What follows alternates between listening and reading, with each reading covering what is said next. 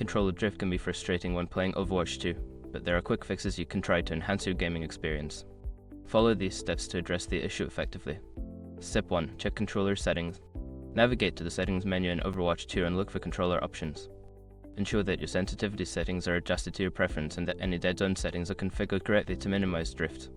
Step 2. Clean the controller. Dust and debris can cause stick drift. Use a kit of compressed air to blow out any particles around the analog sticks. You can also gently wipe the sticks with a microfiber cloth to remove any grime. Step 3. Update firmware. Make sure your controller's firmware is up to date. Check the manufacturer's website or your console settings to see if any updates are available. Keeping your controller updated can resolve performance issues. Step 4. Adjust dead zones. In the controller settings, adjust the dead zone setting for the analog sticks. Increasing the dead zone can help reduce the sensitivity of the sticks, which may alleviate drift issues.